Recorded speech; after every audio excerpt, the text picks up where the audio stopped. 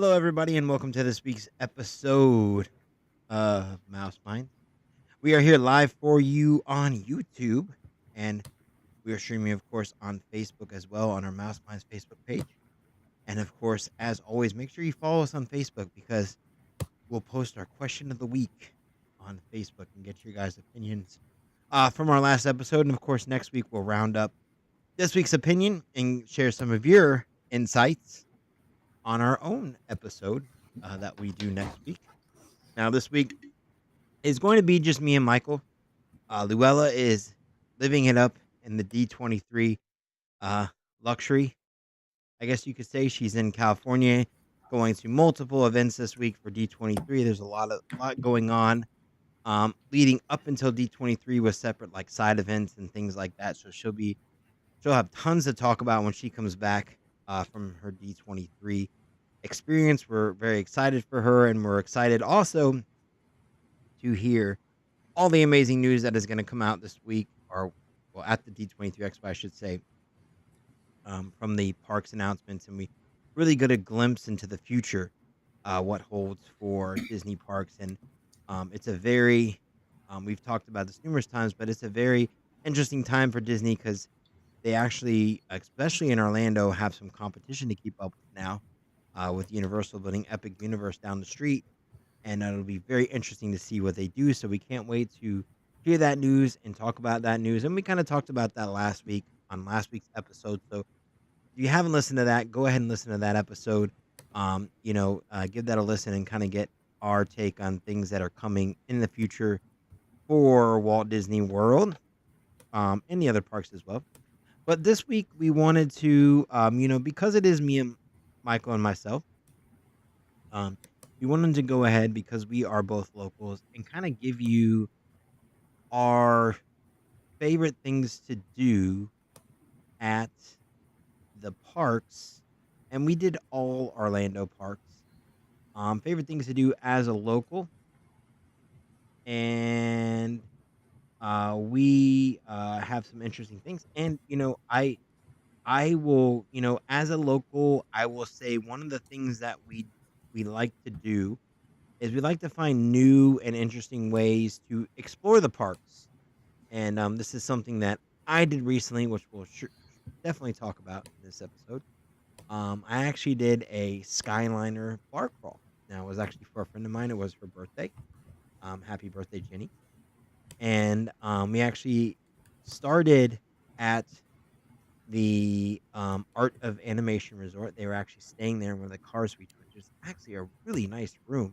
If you've never seen the car suites, family suites at Art of Animation, they are absolutely fantastic. I was blown away at how cool it is. There's a lot of cool like cars theming in there and car parts and things like it's really awesome. So it's a really cool stay. If you're considering it, that was a really heavily themed room. And now it's not. I wouldn't say that it's um you know as luxurious as like a Grand Floridian. But if you're looking for the animation side of it and excellent spot on theming for the price that you pay for those rooms, it was unmatched. Just absolutely fantastic. So definitely worth in my opinion, definitely a room that I want to stay at, because it is absolutely fantastic. And honestly, as much as I can appreciate and enjoy rooms like the Grand Floridian or Boardwalk or things like that, I can appreciate a room like this. And I honestly would probably want to stay there more than I would like the Grand Floridian, just because of um, the theming in there is so spot on. So definitely if you're looking at rooms, check out the Cars Lands, or I shouldn't say Cars Land, but the Cars suites at the Art of Animation. They're fantastic. I wonder how the other ones compare because I would imagine if you're going to be paying that money across the property, they should all hopefully be as well themed, well appointed too. I mean, I would hope so, but you have to realize, like in this room, old, there was like old seats from old like Mustangs, Hmm. and that like one of the couches was like looked like an old like back seat from a Mustang. Like, and it had like the piping and the chairs and like the leather chairs, and it it was like really cool. And there was like a hidden Murphy bed that came down. I was like blown away at how much space there was. Number one in the room, and number two, just the theming was just it was there was so much theming. Like they really put a lot of. It wasn't just something. It wasn't what I expected for what some would consider a value resort. I was not expecting that at all. So it was very nice and yeah, that, very nice. The I nicer wish. they make it, the more they can charge. So, Yeah, it's not Pop Century. yeah, and I understand, but even like it's even those types of rooms have had um have had to go through renovations because other parks are making rooms that are value that are heavily themed as well. So it's one of those things where it's like, they have to do it as well.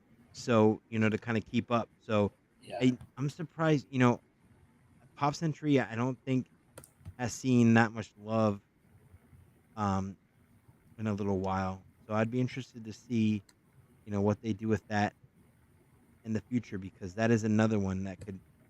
I mean, I think it's a great theme. I think Pop Century is a great theme, but I do think that it could use a little TLC.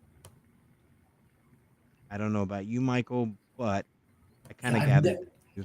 I've only visited Pop Century once when my cousin came in and she had us up to the room, and it was, I mean, it's spacious. Mhm. Those Murphy beds and the Trundle beds, complete game changer as far as space in Yeah. the rooms. If you don't need it, you tuck it away. It's just a thin piece of furniture on the Mhm. wall. When you need it, you pull it down. They have the nice murals behind. It really adds a nice Well, touch to the here, I'll rooms. show you a picture here. This is the room that they had. No lie. I mean, look at that couch. It looks like something right out of a car. Hmm. You have that now. That table is the Murphy bed Yep. that actually comes down and folds into a Murphy bed, and you just move the chairs basically. And then you have that amazing bathroom, and then that amazing master living area. So it's absolutely gorgeous. I mean, again, I can't sing its praises enough because I was literally blown away at how nice that is for something that is considered a value resort. I went to my sister came to town. We stayed one night at the Lowe's, one of the Universal properties. Hmm? Lowe's, Sapphire, Pacifica, Portofino Bay, not Portofino Bay, the Pacifica, or Royal Pacific. yeah, Royal Pacific. Hmm? Beautiful property, lovely entrance. Those rooms are terrible. Holiday Inn, complete Holiday Inn, very tight, very small, nothing amazing. And I guess there's no true theming unless even the Polynesian. It's nicely appointed, and those rooms are awful for the hotel. We were excited to see what they had, and no good. The one thing Disney's still doing well is the nice appointments in the rooms, the nice decorations, Hmm. and in a case like that Cars room, the theming is great. I've never seen the inside, so thanks for sharing that picture. I will say that Universal does a pretty good job as well. Some of their hotels can be a little bland. Even their more fancier ones can be a little bland, but like places like Cabana Bay, which are basically kind of considered their value resorts, can actually be really pretty. And Cabana Bay, for example, having that view that overlooks Volcano Bay is just like breathtaking, and the rooms are well themed, and there's a lot of amenities on site at that resort too, which is crazy for something that's a value. I mean, they have a bowling alley in there. They Mm-hmm. have like the Jack LaLanne Fitness Center, and like it's crazy. Like so, all of the resorts, they've stepped their game up over the years, and I don't really have anything to say really bad about any of the resorts that we've seen in the last few years. I'm very interested to see what finally comes of the DVC wing of Polynesian, which we're supposed to get this year, which should Mm-hmm. be pretty good. I have high expectations for that. I think they're. I've seen some recent concept art, and it looks pretty good. I'm sure we'll see a lot more at the D23 Expo, but I really don't have any. And of course, Universal with the resorts they're building for Epic Universe just look unbelievably good. So those will be really awesome to see as well. Even just seeing them now without actually seeing inside them, but just seeing the buildings being built. Oh Hmm. my God, they look incredible. It's. I mean, seeing it from the street. I'm sure you've seen it, Michael. What you can see from the street, it's like it's gorgeous. And it looks like Disney is trying that Reflections one more time. I think they just filed a permit again. So Oh, that's still on the drawing board. We'll I see like what that. happens with that. Yeah. That area of Fort Wilderness needs a Something. something. Yeah, Yeah. River Country's been gone for far too long. It's time to. I think they've already cleared most of the land. I don't know. It's been a while since I've been over there. You used to be able to go and you could kind of peek through the fence there and see. But I haven't been over there in a while, and they got rid of the. I don't think they have the Mickey's Backyard Barbecue anymore over there. So No, I don't think that's. I think if I remember correctly, last time I was on the bus heading over to Hoop Doo, I thought there was more walls over there. yeah, So we'll that's a big see. space. They can do a lot over there. We'll definitely see. Hopefully not more bungalows. We don't need any more bungalows. I think they have the right amount of. I just don't see those things selling out.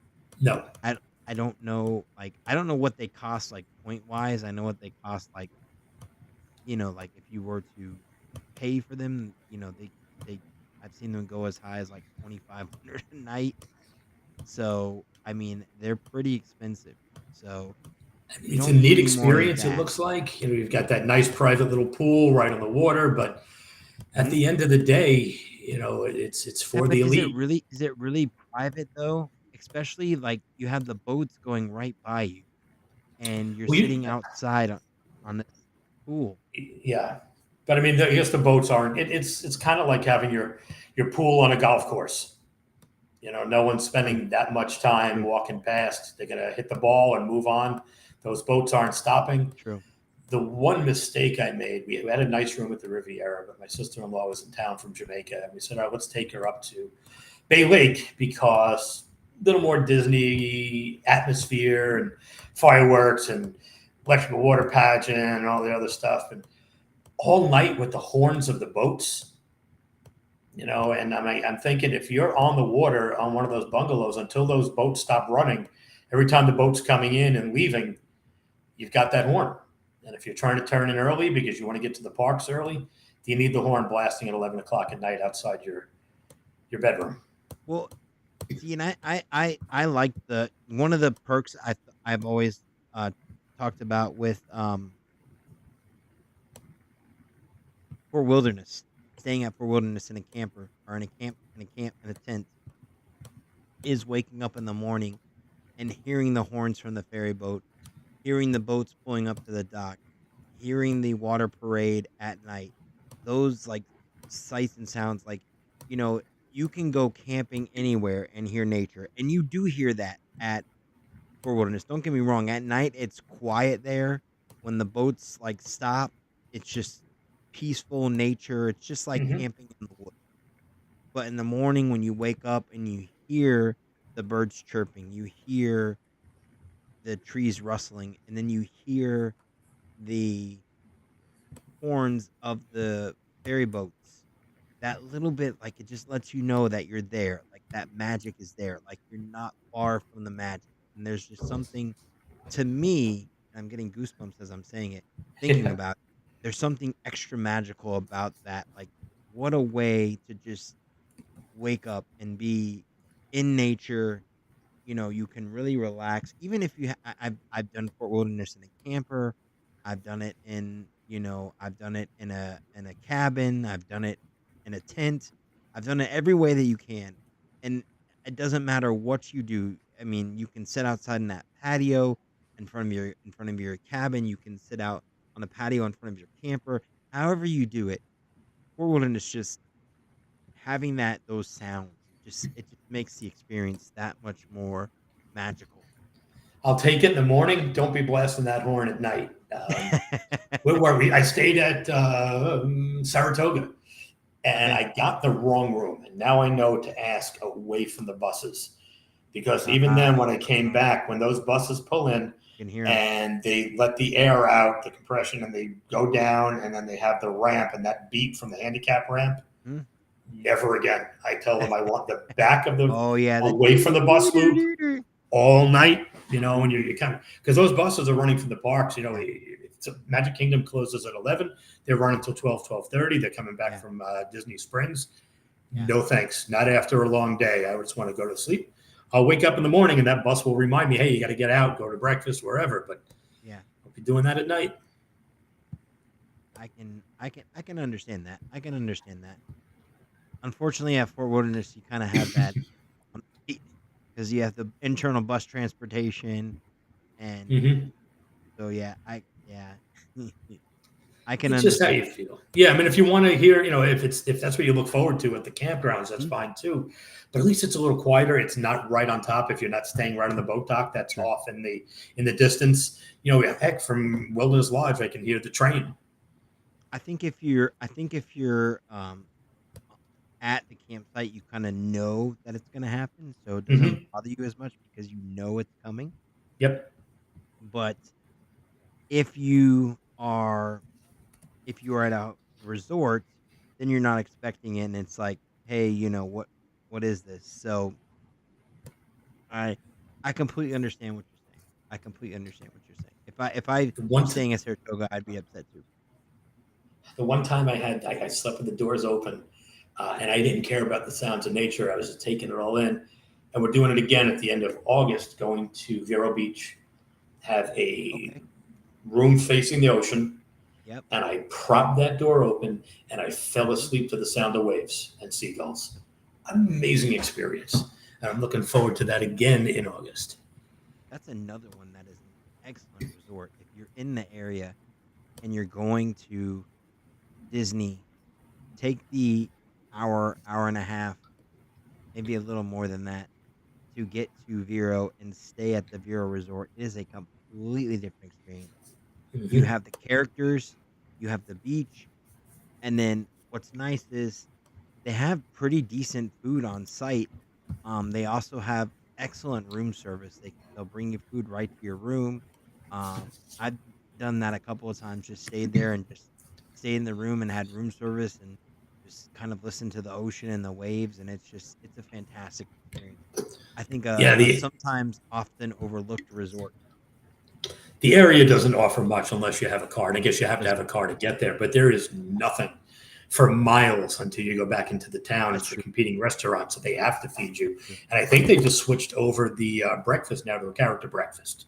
So they're Oh, bringing a that's little more cool. Disney theming. Just otherwise, it's pretty sparse unless you're either you get the crocodile out front in the topiary, or if you take the underground walkway to the parking lot of the tennis courts, where you have the Peter Pan music and the characters painted on the wall for Hmm. the mural.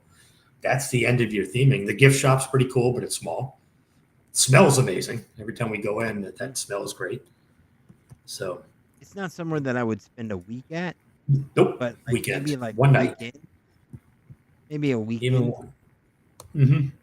I would definitely do a weekend there. Like if I was at Disney for a week and I took maybe 2 days to go over there, I would totally sacrifice that to go there. But again, you're right. There's nothing over there because it's kind of in the middle of nowhere. Mm-hmm. There's not Very much really in the middle of significant nowhere. things.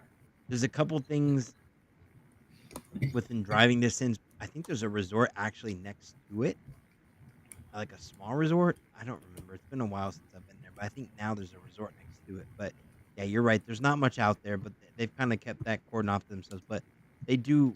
The resort itself does have excellent amenities, and they have a nice pool and they have the beach access. So it's nice if you want to see the beach and you want to kind of keep it Disney.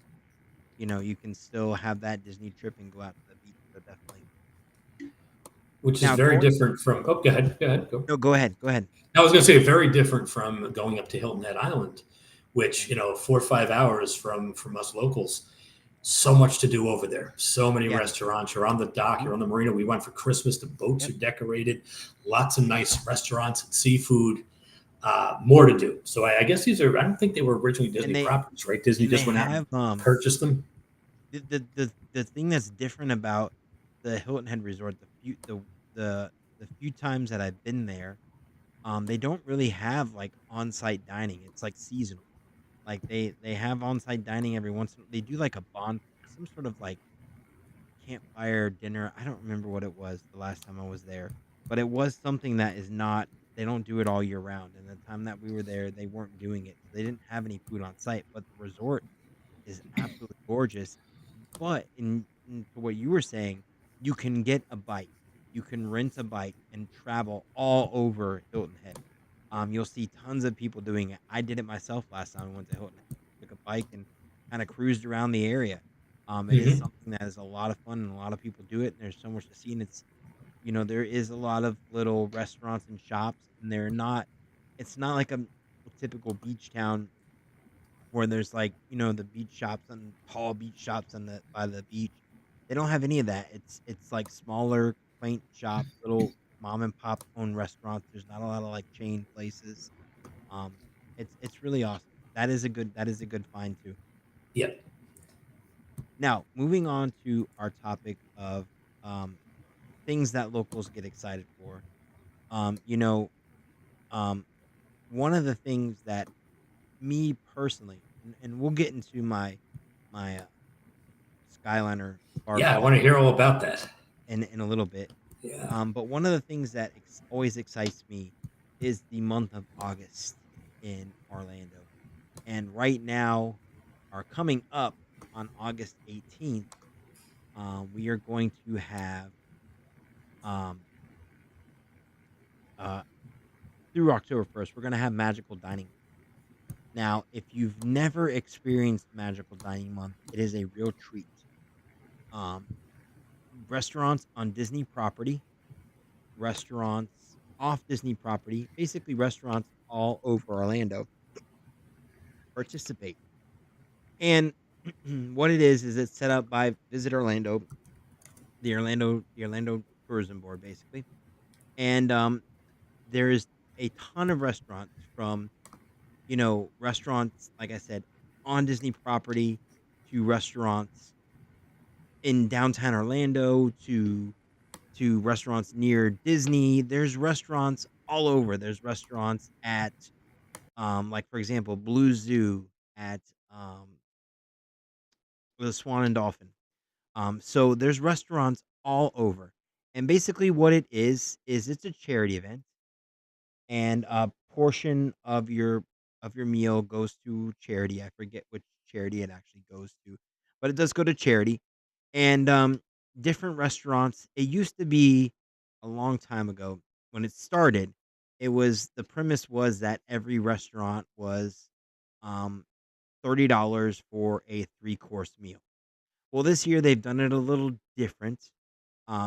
They have a lot of restaurants that are $40 3-course meals, and then they have a lot of restaurants that are 3-course meals as well, but they're $60. And in some of the restaurants, um, change things up a little bit. Like if you go to like a Spanish like tapas restaurant, then that's a different menu, obviously, because those are smaller portions and so on and so forth. But basically, every restaurant in Orlando that's a sit down restaurant, even the chain restaurants, like places like Melting Pot, for example, they all have something going on for Magical Dining Month. They have some sort of um menu for Magical Dining Month, and it is absolutely fantastic. And this year, of course, because Orlando, which this still blows my mind to this day, we have the most amazing Michelin star restaurants. We actually have Michelin star restaurants in Orlando.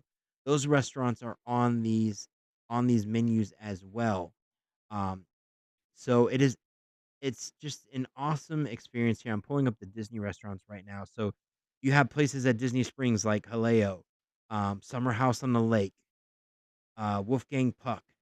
You have basically all the restaurants at the Swan and Dolphin, the Edison at Disney Springs, STK. There's just a ton of restaurants, Mario and Enzo.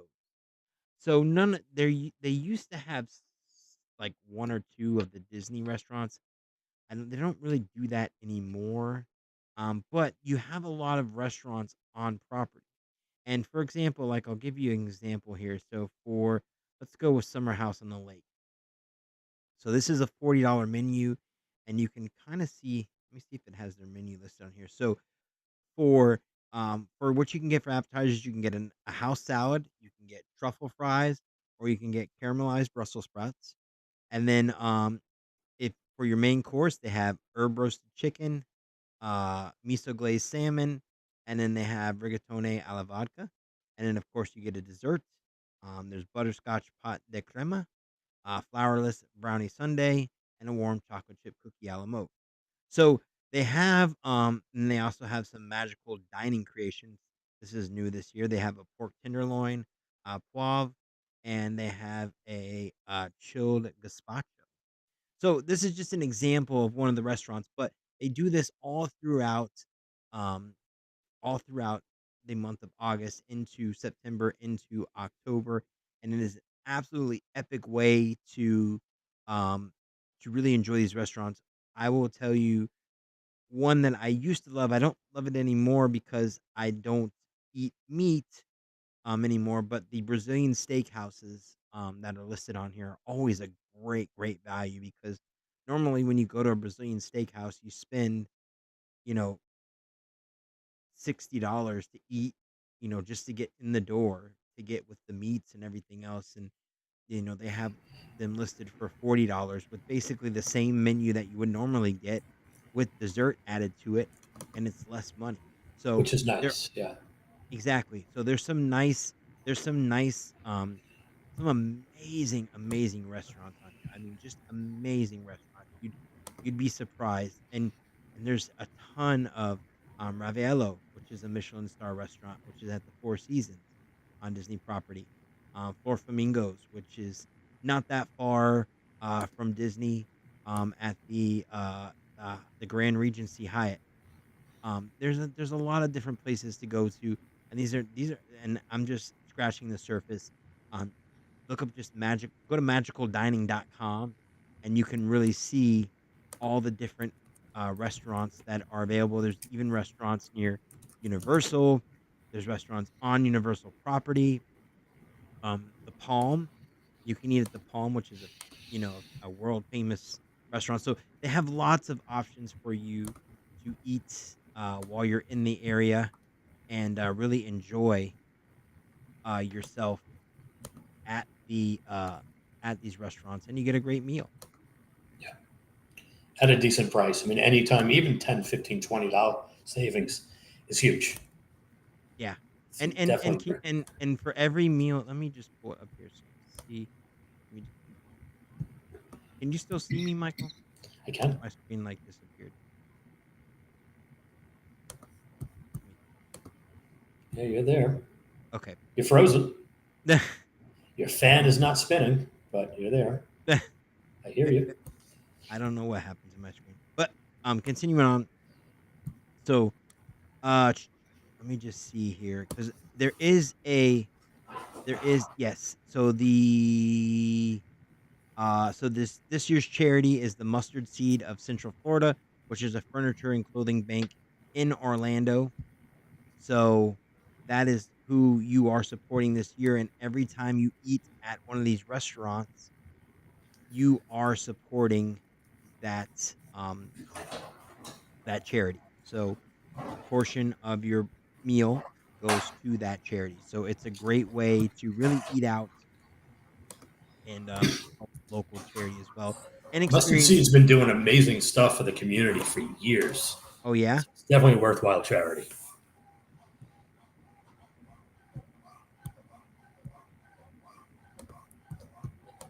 And we've lost Robert, but that's okay.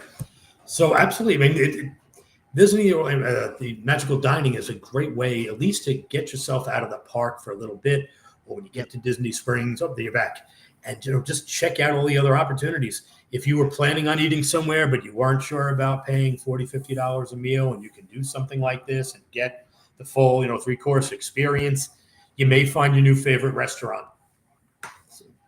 You're 100% right. And I've heard a lot of people say this recently. I just watched a video on YouTube about this.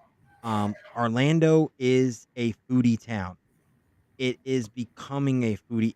It's not becoming a foodie town. It is a foodie town. There are a lot of amazing restaurants in Orlando. I'm not just saying that. We're not just saying that because we live here.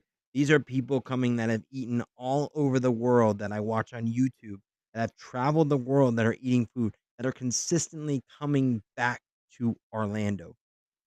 It's if you are coming to Orlando and you want the full experience and you're coming to the parks, whatever else, take the time to leave the parks and go somewhere outside of the parks.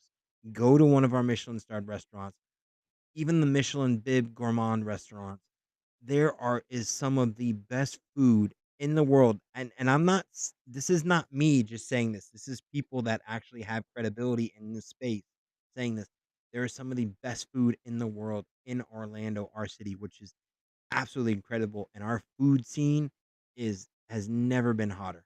So you definitely need to. It's definitely worth taking the time to step out of the bubble and try something different. You will Yep. not be disappointed. I can guarantee you that. I'm excited for it. I've been here 2 years now, and even when we came down, I've never taken advantage. And this year, especially, I think this is going to be our one time on a weekend to make it a point to get out there and explore. Excited for it. That is something that we look forward to every year. I apologize, guys. I don't know why my mic is or my camera is giving me so much trouble tonight. It never does this. Can't blame it Um, on Debbie. but but but yeah, that's Magical Dining Month in a nutshell. Check it out, magicaldining.com. Find yourself some restaurants that you want to travel to. Come to Orlando during September. There's also a another one that's run by the Weekly, Orlando Weekly. That's at another time of the year. Um, let me see what that one's called.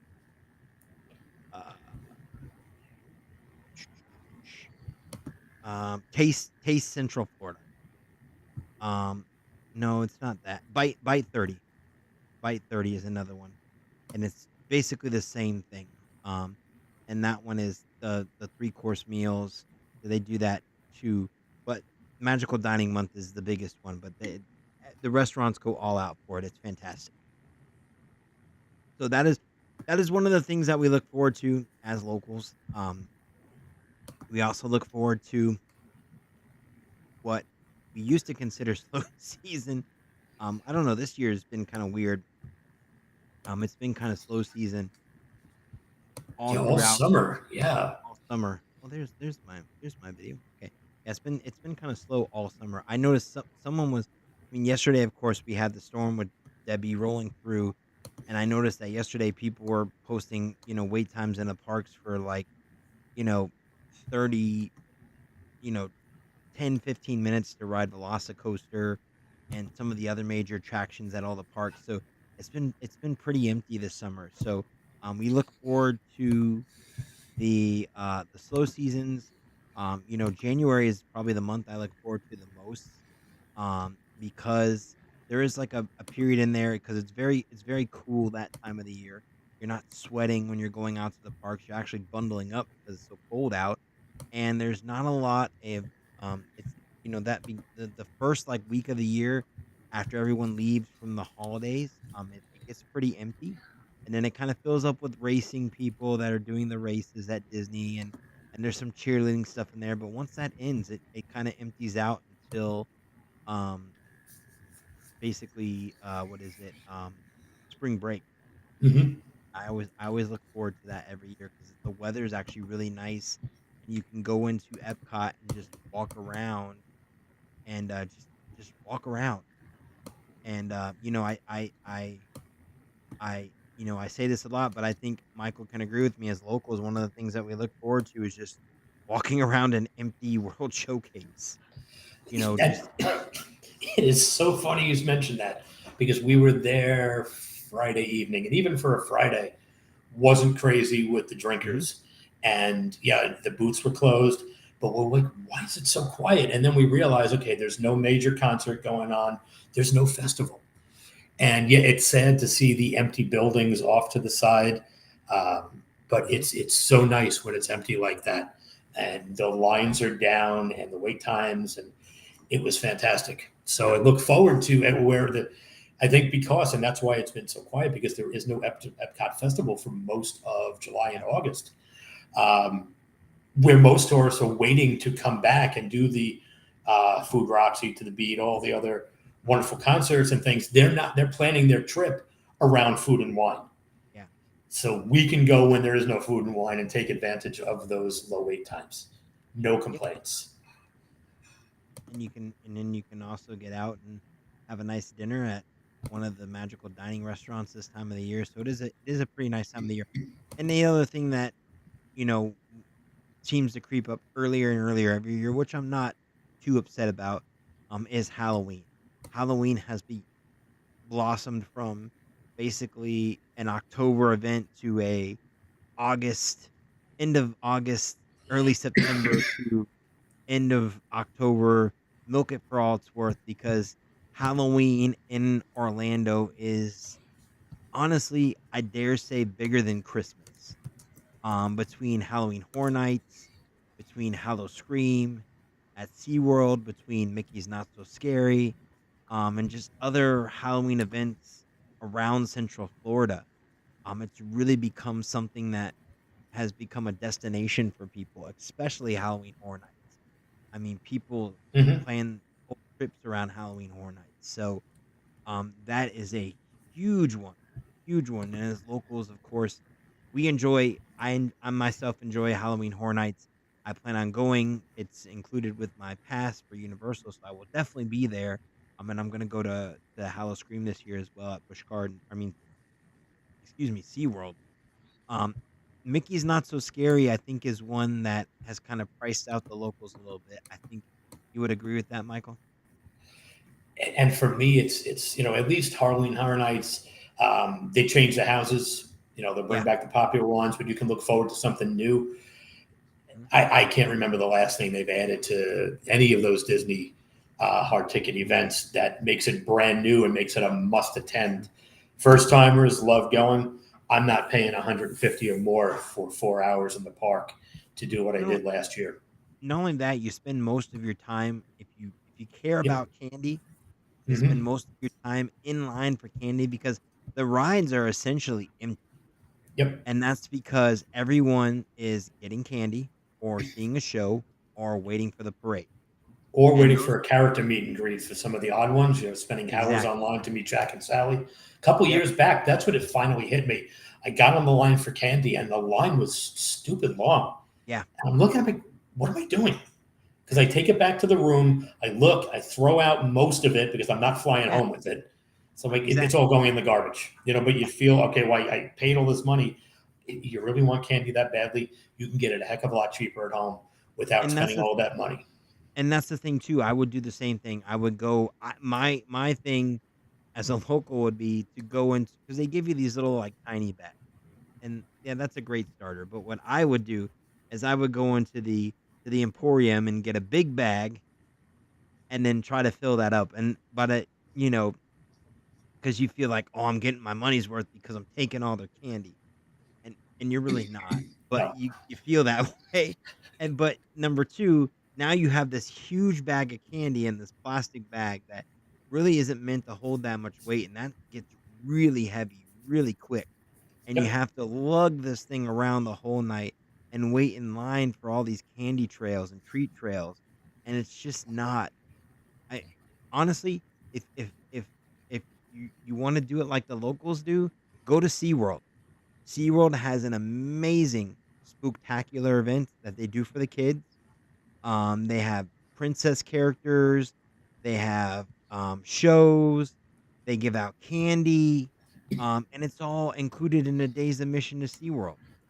You get and if you're a pass holder, whatever you are, it's included in your admission, and you can go and Mhm. fill up your bag with candy. It's and the lines aren't terribly long. You have the rides there, you have the shows, you have the character meet and greets.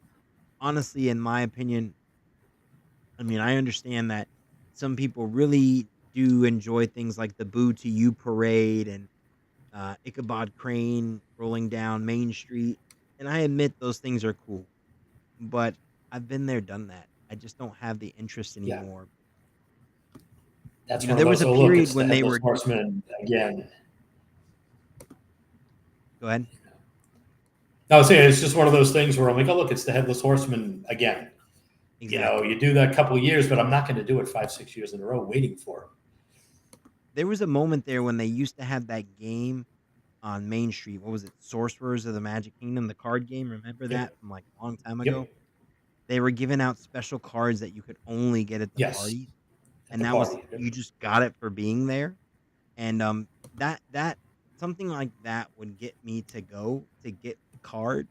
Um, but like there's just there's nothing that really gets me to, and I think people have done this so much now, it becomes tradition for them that they have to do it, that they just continue to support it and continue to do it because that's tradition.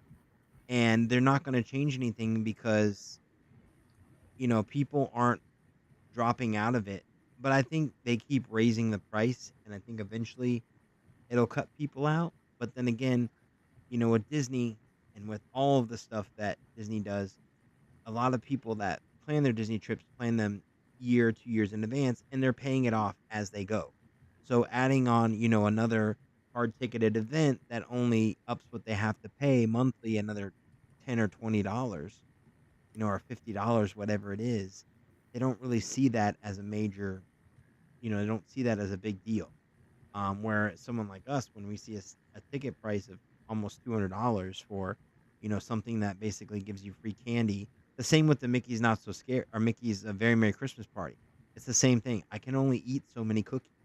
I've Although seen I the will show. say, those cookies, now that some of them are individually wrapped in one year, Mhm. just they were joking. I went in, how many cookies? I just need one cookie. She said, sir, Santa can't eat all of these cookies. How many cookies would you like? I said, you know what? Give me four.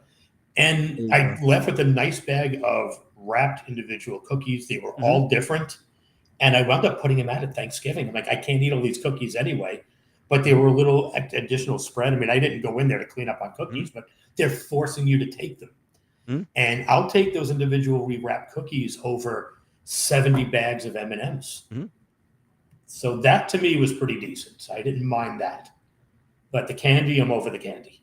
Yeah, I'm over and the candy just sits at your house anyways, and it just sits there, and then it's like May, and you're like, why do I still have all this candy?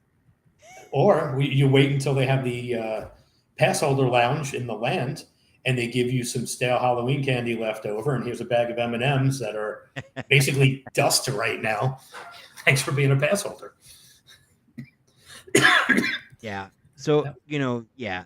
So I think what, you know, and Michael can correct me if I'm wrong. I think as locals, we have things that we look forward to, um, we look forward to, like, I just saw something today. Universal just released pass holder discounts, um 45% off rack rate at a lot of their resorts, Mhm. which to me, like, I nearly fainted when I saw that. I was like, "Oh my god," like 45% off Cabana Bay.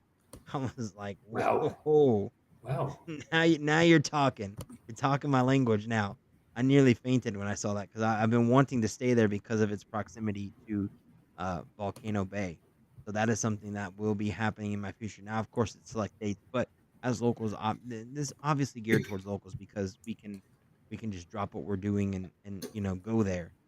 Um, but things like that, get me excited. The lesser crowds in the parks get me excited. Um, of course, when it's cooler out, I honestly don't mind the crowds that much when it's cooler out.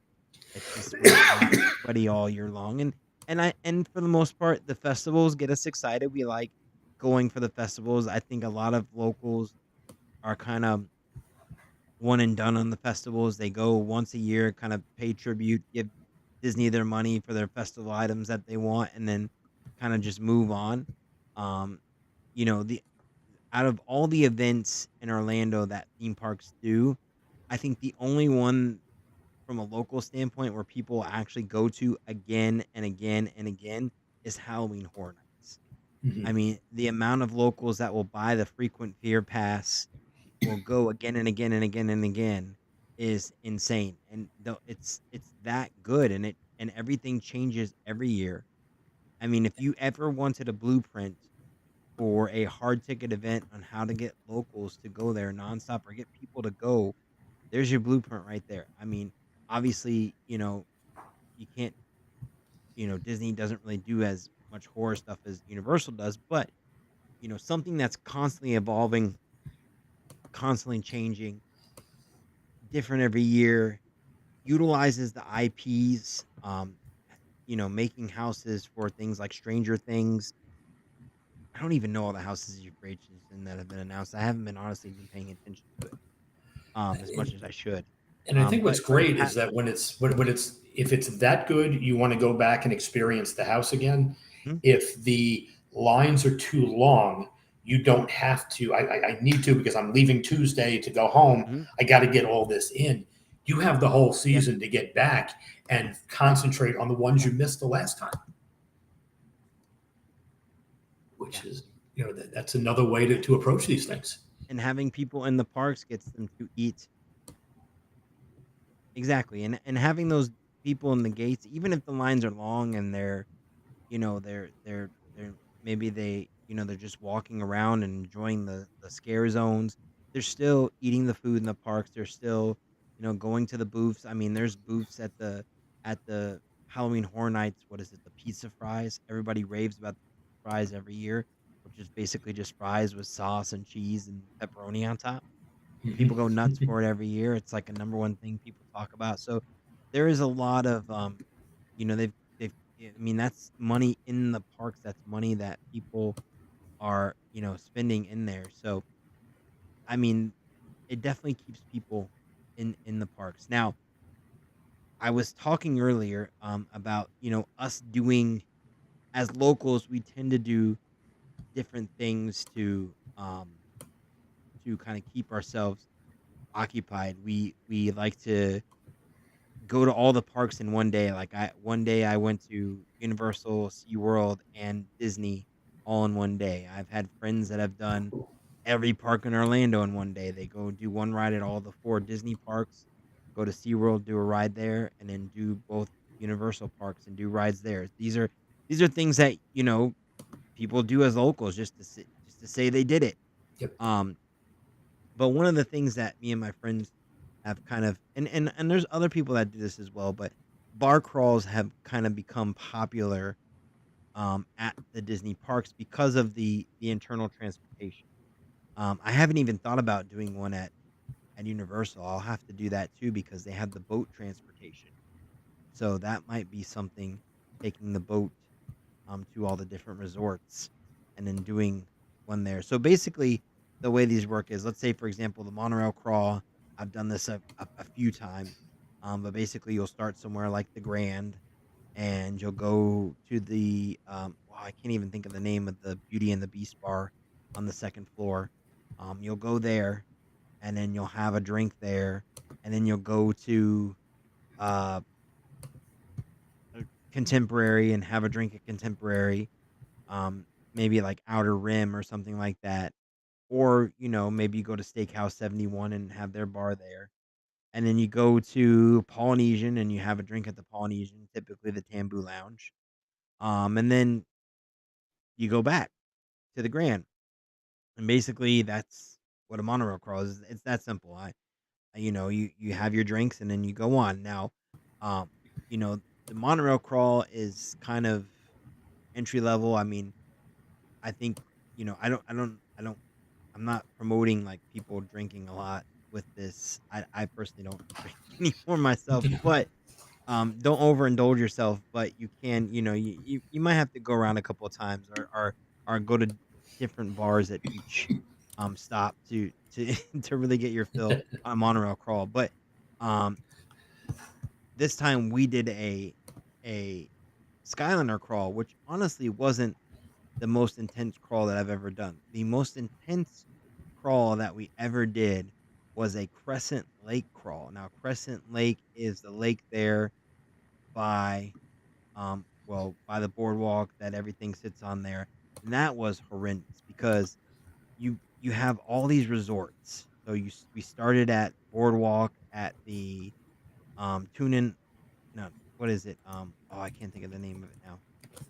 The one at boardwalk on the second floor there. Um, but the lounge there. Um, and then we went to the Bellevue Lounge, and then we went on to uh yacht club and beach club and had drinks at each one of those resorts. And then we went to Swan and Dolphin, and then we went to Jelly Rolls, and then we went to um what is it, Atlantic Dance Hall. So there's a lot of places to get beverages in that section, and that was kind of a marathon crawl. um, and we ended with karaoke at Kimonos at the Swan. So that was a fun evening. That was a long. I was a lot younger when we did that. Um, I don't think I If could you do got that the now. time and the desire and you have a plan in mind, you can set your own evening. You don't have to do this play, have to do And everything. You make it your own. and keep this in mind too. These are things that you can do that don't require you to have a mission to the park. You can do these things without having a mission. You don't have to go into the parks to do these things. Right. Now this time we did a Skyliner crawl, which we started at Art of Animation. We went to the pool bar there, and then we went from there to um, Caribbean Beach and went to Cabana Banana. I think that's the name of the bar there, Cabana Banana or Banana Cabana. Is it Banana Cabana? But Haven't we went been. there. Yeah, Banana Cabana, and then we went to Bar Riva at Riviera because that's the next stop on the Skyliner, and then the Skyliner stops at um, the next stop is basically Epcot. So we didn't go into Epcot. We went to the Hurricane Hannah's at the beach club there, and then that was it. And we could have obviously, like, I didn't know how we were going to do uh Crescent Lake because Crescent Lake can get um hairy because there's so many bars there. So Yep. I was hoping we would do just one. Thankfully we did. But it was a neat experience. It was nice taking the Skyliner. It reminded me of why I don't like the Skyliner. I absolutely was. I I don't mind being up in the sky there. Me and heights, like uncertain situations, like we're not copacetic. But I don't mind being up there if the thing is moving. On the way back, well, on the way there, we did stop, I think, once, like, from, Caribbean to Riviera, we did stop, one time. The Skyliner stopped for a second, and then we made it to, Riviera. But when we were coming back from Epcot to, Riviera, we got stuck. We stopped, like, 2 or 3 times, and I Mm. don't know if it was just because it was busy or what, but we were up there, and we were stuck up there for a minute. I have some friends that don't like to ride the Skyliner. They just don't like heights, so they're not a fan. So they actually, um got other transportation to and from the resorts. Um, but um, when we got to Riviera, and luckily we were in the station. We were in the station, and we were trying to get back to Art of Animation, and we were in the station, but the thing was just sitting there. And we sat there for a good 15-20 minutes. I'm not making this up. It was about 15-20 minutes. I timed it. And we eventually just were like, hey, this isn't moving. We got to do something different. So we wound up having to walk from Riviera to Caribbean Beach, the station at Caribbean Beach, which is, I mean, not like a super far walk, but it's not, I'm sure if you've, I mean, I wasn't drinking, but I'm sure if you've been drinking, it's not something that you'd want to do. But the only other option was to sit there and wait at the station, which we were just sitting in a hot car because those cars, when you're not moving, there's no air coming in them, and they get very hot very fast. So you have to be moving to let that air flow through the car, or Yep. you get pretty hot. So being stuck there, it was just like, what are we gonna do? And the door was open. We just got out and left, and then walked, and it was a good 10-minute walk to the station at Caribbean Beach. Walked there, and then we got on the because that's where they do the switch there to the two different lines. And we got on the one to Art of Animation, and we made it back to Art of Animation, and that was that. So we made it, but again, not a huge fan of the Skyliner. I can only imagine if we were stuck in the air and we were up there for a good 20 minutes just sitting there. I mean, I'm sure a lot of people, you know, wouldn't like to be stuck up there. I don't know why we were stuck. They didn't say, but it happened.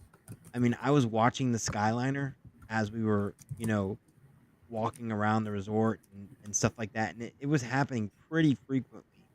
I don't know if it's just because maybe they were loading a bunch of, uh, you know, wheelchair guests or Yeah. scooters, but that has its own separate loading area where they load those in and then they can stop it and send them on. So I don't know what the reason was why we kept stopping, but we did stop quite a lot, and it only happened once because when we left Beach Club, it was Epcot was just closing, so the fireworks were going on, and we were getting out right before the fireworks. So I'm assuming there was just a mass influx of people, and that just caused problems at the dispatch there. But that Well, was my only real complaint.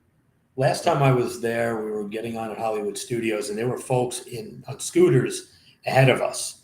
So they weren't even at the wheelchair entrance, and they stopped to let people on and off.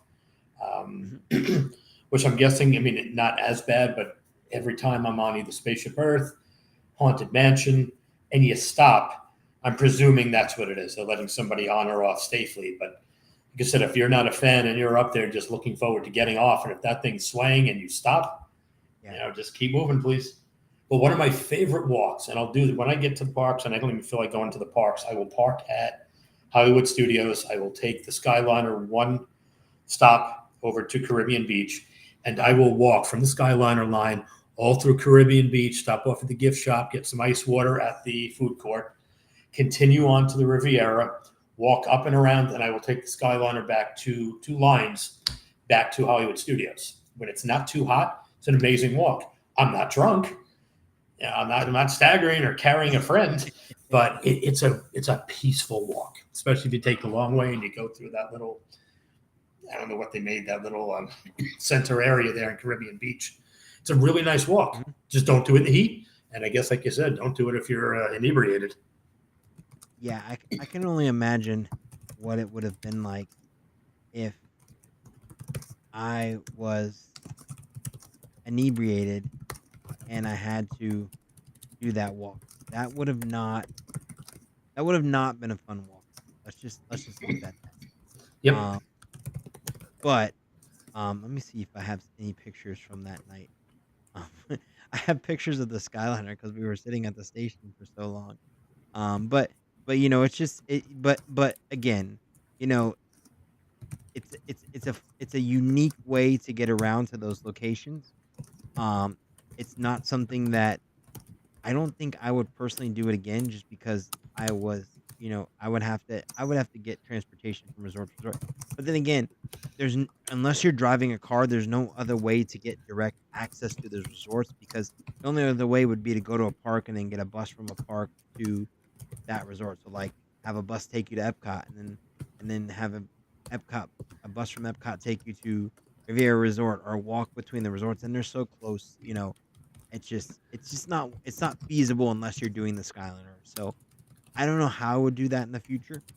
Maybe I'll give it another shot. I don't know if I would do it again, but I will say this: the thing I love about doing these little experiences like this is you get to explore um, the different locations and see what they have available, and you find some pretty interesting things like um, I had some amazing mocktail drinks, especially at Banana Cabana at Caribbean. They had this one with boba balls in it, and it was I forget what it's called, the fresh sea or something like that. And it was absolutely fantastic.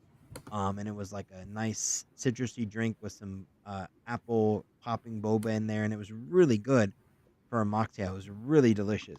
And then when I went over to another thing that a lot of people miss out on, the bars actually have really good food on Disney property. And I actually got this amazing dish of arancini from Bar Riva at the Riviera, and this was some of the best arancini I've ever had. The tomato sauce, the gravy, whatever you want to call it, was so good with this. You could tell it was freshly made. It was house made. It wasn't a jar like quick service sauce. It was made from scratch. The arancini was just fried to perfection. Had an amazing mushroom flavor in it. It was just absolutely incredible. And I want to say it was like $7 or $8 for Wow. that. And if you do the mocktails too, they were running about $4 or $5. So not necessarily breaking the bank too much on those. Of course, obviously the drinks are, $10 to $15, depending on if you get like a specialty drink, and they go up from there too. They can go even higher than that. But some of the food options, I mean, there were some like Hurricane Hannah's didn't really have anything exciting when it came to food. It was kind of like they had like a counter service kind of next door to it, and they had some food there, but it was nothing exciting. But Riviera Resort, man, they had an amazing, and then they had like a vegetable skewer on the menu too that looked absolutely fantastic, like a vegetable kebab, which looked really good. I'll have to go back and try that, but I'm really shocked sometimes at what these bars have for food, because they actually have some really good options. I know like Steakhouse 71 has really good bar food. The Outer Rim sometimes has some really good bar food. So even just for getting a snack, even if you don't drink, check out the bars because they really have some unique options that you can only get at that location. So Yeah, and definitely and go ahead. the I'm not a drinker. My wife doesn't drink anymore, but some of the pool bars, fun atmosphere. Like you Yeah, said, even to get a mocktail or something, just to check it out. And then yeah, whether you're riding the monorail or you're doing the Skyline or you're driving over, just to hmm say, okay, I hit that one. And at Saratoga, where you have two or three different areas, and I'm not talking yep, about the one where you go up and you refill your drink. hmm There are some that have pretty cool outdoor seating, and just grab something quick, check it out, and then cross it off your list. Okay, been yeah, there. Let's check out other ones. Grab an appetizer. A lot of them will have, not a special menu, but a different menu from the last one hmm you've been to. And maybe you just split an appetizer and you get a drink and you move on. yeah. I honestly will say going into this, I was more excited about the food than I was the actual drinks. Because the mocktails, some of the bars. I mean, obviously, any bar can make you whatever you want as a mocktail. They can make you a virgin pina colada, whatever you want. But I wanted to go for the more specialty drinks and try something different, not just something that's been made into a non-alcoholic drink. But the I was there were some bars that their option was like frozen apple juice or like juice or like a soda. That was like what they listed on their menu as mocktail. Mm-hmm. But then there were some that had the specialty drink, so that definitely got me excited. But the food, I'm telling you, the food at these bars, and you can Yeah. only get this stuff at the bars. Speaking of bars, Tambu Lounge. If you've never been to Tambu Lounge, you must go. If you've been dying to go to Ohana and you don't want to necessarily pay the Ohana prices, but you want to get some of the Ohana food. Let's say your favorite thing there is the dumplings. I know I was a huge fan of the dumplings. I love the dumplings at Ohana's. If I ate meat, I would eat them again. You can go to Tambu Lounge and order the dumplings. You can order the noodles. You can just order the bread pudding. You can order things from the restaurant that they normally serve on the menu, just a la carte. So that's another thing to look out for too. A lot of people go to Tambu Lounge just as a cheaper or less expensive alternative to Ohana because they can get just the things they love from Ohana at Tambu Lounge and kind of relax there and have a nice drink in the process. Yeah, and a lot of those restaurants and bars will share a common grill Hmm because they're not going to have dedicated grills for each location. Even when I'm at Wilderness Lodge, if they tell me that the hmm wait for Geyser Point is long. Mhm. Right outside, they have the little takeout area. Same Yeah. exact food. It's coming out of the same kitchen. Yep. So you can still get your bison burger without having to sit there and wait or stand around waiting for them to tell you your table's ready, even though they have 7 empty tables, but apparently not enough wait staff. Exactly. So it's definitely, you know, you know, I know it's different for us as locals because we have, I don't want to say unlimited time, but we almost have unlimited time at the parks. So doing these things inside the parks that a lot of people, the things like the rides and the normal stuff that people have like a checklist when they come to the parks usually. Seems like they wanna get this done, eat at this place, eat at that place, and they don't necessarily branch out and do things like this. And, I think, every once in a while, it's nice to do something different and branch out and maybe do a Skyliner crawl. Take your friends on a Skyliner crawl. Leave a free night to do something like this while you're here. Step outside of the gates, get a meal outside of the theme parks. Really, really, really enjoy yourselves. Live like a local. I will say, going. I will throw out this disclaimer. Now, going outside of the uh theme parks, you want to stay away from like the chain restaurants and a lot of the restaurants on International Drive. There are some good ones on there. Don't get me wrong. There are some good ones. There's a really awesome Ethiopian restaurant called Nile. Um, there's some really other good restaurants on there. Stick to locally owned restaurants. Um, all your locally owned restaurants, for the most part, are going to be amazing, amazing food because they know they have to compete with these chains because there's so many chains in the tourist area. But if you step outside and go to a local restaurant and try their food, I guarantee you, you will not be disappointed. You will not be disappointed. Yeah, and I think that's the problem that a lot of people get stuck in. Even when I was living in New York, you go into Manhattan and Applebee's has a line out the door, Yep. and you know that there are no locals in there, and everybody in there is from Ohio, and they have an Applebee's down the block from their house, and you are not going to New York to eat at Applebee's. You're Yeah. not. And yet it's safe. The McDonald's is packed, or maybe the locals go on their lunch hour to grab McDonald's, take back to the office. But Yeah. you didn't go to Manhattan to eat at Applebee's or Fridays, but it's safe. So they'd rather not take the chance. I feel it's the same way with tourists and places like the outlet mall. Like as locals, we never go anywhere near the outlet malls. I might go in the area for certain restaurants, but I don't go to the outlet malls, like in the outlet mall parking lot or in the outlet mall area because it is just so crazy and packed with people. And honestly, in my experience of living here, I have been going to the outlet mall since I was, not that old. And you really don't save that much more from going to the malls, and sometimes you pay more. So if you really want that stuff, just go to the malls. We have a bunch of empty malls. Millennium Mall is a fantastic mall. There's not a lot of people in there. Save yourself the trouble. You're not saving that much out the outlet malls. Save yourself. I know a lot of people plan to go to the outlet malls because we have so many of them. We have what, three or four of them. I think three. Um, so just save yourself the trouble and just stay away from those areas. I know people like to go them, but you're not, you're honestly not saving that much. You're better off just going. I mean, the only place that really I would consider a gold mine at the outlet malls would be like Character Warehouse because you can get some really amazing Disney stuff at a really amazing price. Um, but other than that, stay away from the outlet malls.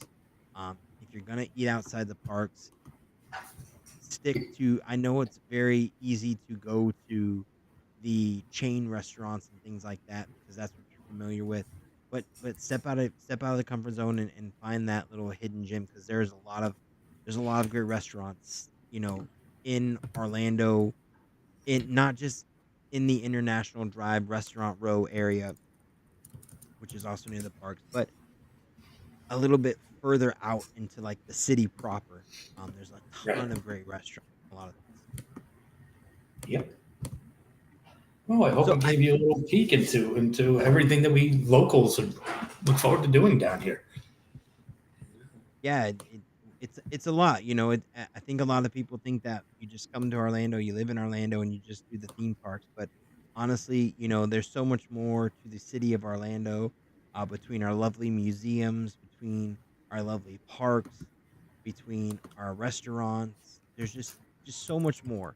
And when you step out and you really get to see true Orlando and really experience the city proper, it opens up a whole new realm to the city. And I think people are starting to experience that more now. And that's why we're getting more of these amazing restaurants and we're becoming such a food scene because people are, they used to always think of us as a theme park town and we're just theme parks. That's all we are.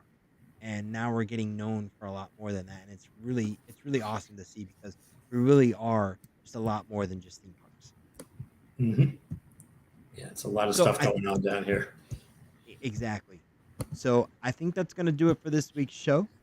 We certainly appreciate all you guys for joining us this week, especially all of you that joined us on YouTube and Facebook. As always, we do it every week live at 8:30 on Facebook, on the Mouse Minds Facebook page, and of course on YouTube as well. And we definitely want to thank all of you who listen to us every week on your favorite podcasting platforms. Of course, we release it every Friday at 5 p.m. So be on the lookout for that. And that being said, like I always say, if you can dream it, you can do it. And I think that's going to do it for this week's show. Michael, do you have anything else to add before we close? Not at all. Just looking forward to checking out the medical dining. Thanks for And bringing that to my attention. I will put this out there too on our Facebook page. Go ahead and leave a comment on YouTube. Leave a comment on our Facebook page. Tell us what your favorite thing to do in Orlando is. That's not at the theme parks. Maybe it's a museum that you went to, or maybe it's a roadside attraction. Could be something like maybe you went to Gatorland and really had a blast. Maybe you went on an airboat ride. Maybe you had an amazing meal at a restaurant. Comment on our Facebook page, Mouse Minds on Facebook, and let us know, what you guys are thinking.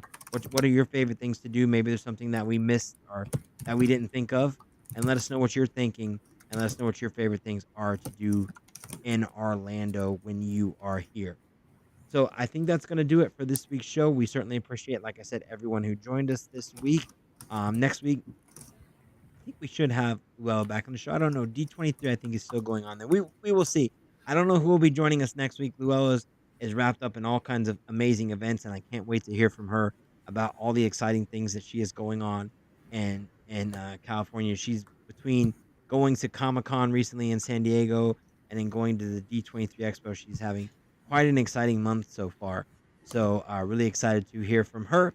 And that's gonna do it for this week's show, guys. We will see you next week. Have a great rest of your week. Hey, good night.